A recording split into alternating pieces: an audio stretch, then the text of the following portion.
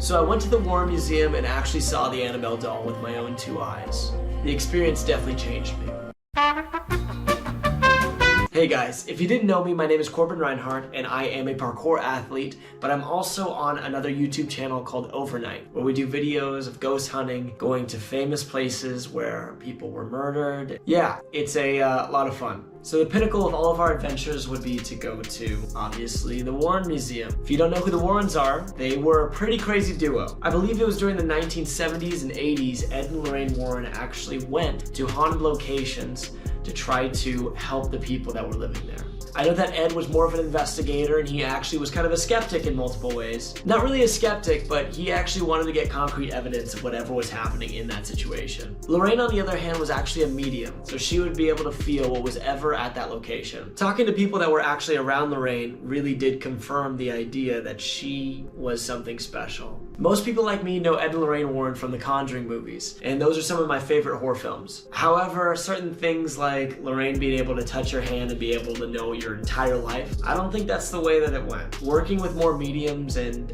different people like that, I've been seeing more so that when they go into a location, they can feel certain things that have happened there. It's a pretty special thing to see. I have to say that The Conjuring, the first one, was possibly the scariest movie I had ever seen. A couple years ago, the Overnight channel and I actually went to the first Conjuring house, the one from the movie. I was so incredibly scared, some of which, because of the story, I was kind of carrying this thing of what the movie was to me.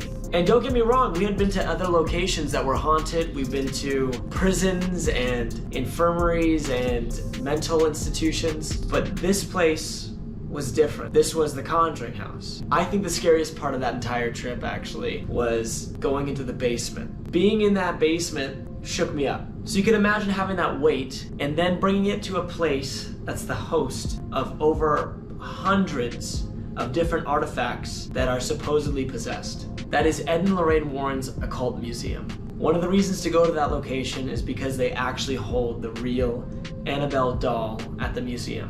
I'll be completely honest with you, I did not want to go in. What I know about the Annabelle doll is that Ed and Lorraine Warren actually got her from a student nurse back in the 1970s. Weird things started happening around the doll after it was given to her. The nurse actually went to a psychic medium who found out that inside of this doll was a deceased little girl named Annabelle. Apparently the nurse felt like, this is a little girl, this is something that I can take care of. This is not something to run away from. After trying to nurture the spirit, apparently malicious things started to happen. Vile activity. At some point down the line, Annabelle was then deemed a demonically possessed doll. That's when they brought her to the Warren Museum. That's when you start hearing more and more stories. Apparently after a while, Ed started doing tours to local kids around the area about their museum, and he always tells them not to touch anything, and if you do touch something, to tell him right away. Apparently during the tour, one of the rowdier boys, I would assume from college, he engaged in this shaming with the Annabelle doll, kind of insulting, basically saying certain things like, do something, I don't believe that you are actually real. From what Tony told me, that is a huge no-no. You do not look directly into a spirit or a demonic possession and tell them to show you something, or that you do not believe that they're real. Honestly, even if you don't believe, that's something that I hold dear to my heart. I basically don't try to insult any of these beings in any way. But apparently that's what this kid did. So after this tirade, apparently Ed immediately kicked this boy out. He then went home on his motorcycle. I believe his girlfriend was on the back. They both died in an accident on the way home. There are other stories along with it. A pastor that came over that actually took Annabelle and threw her across the room and said that God will protect me and you can do nothing to me. Ed found that very, very irresponsible. And his thought was that yes, God could do something to prevent Annabelle, but a regular human being is nowhere near the capability of a demonic possession. After a while, Ed actually got a call from that pastor and something had flipped in him, and that he needed to almost make amends for what he did at the museum. There's a lot of negative stigma that goes around this doll. So it's around 9 or 10 p.m. when we actually go in to do our investigation. The one thing that kind of made me feel a little bit more comfortable is at least Annabelle is in this glass box that has been blessed by holy water. The idea is that anything that's in there has to stay in there. Also, Tony and Dan, I believe, actually put holy water into our hands that we were supposed to sprinkle onto ourselves in order to kind of keep a barrier from us and whatever is in this museum. Another thing that they told us to do was to say, "In the name of Jesus Christ," before any question. So if you guys have been watching the videos at the Warren Museum, you can see all of us saying that multiple times. Needless to say, the entire night, there was an insane amount of activity. Also, I'm sure you guys have seen the videos before, but if you haven't, I'm gonna have the video in the description below. So I'm gonna cut to the chase. It gets to a certain portion in the night when Corey and I are in the museum alone together and we are investigating. I believe we were doing a spirit box that goes through radio stations and you pick up whatever's on it. And also we had a music box. We were sitting in the hallway that connects Ed and Lorraine Warren's house to the museum.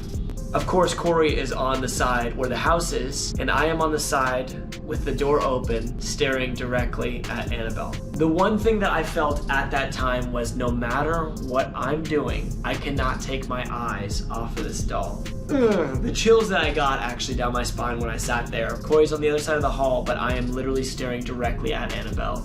Probably had the biggest staring contest with a doll, because if anything did happen, or if there was some sort of movement, I would have to go through the museum in order to be able to get out. So you have this feeling like you're trapped. It's not a good feeling whatsoever. We asked a couple questions that had the music box go off. We had the K2 go off inside the museum. It was absolutely nuts to me. But that wasn't the craziest part of the night. The most insane thing to happen in the entire night was they actually had to fix Annabelle's capsule, so they had to put her in the old one. They had to literally take Annabelle out.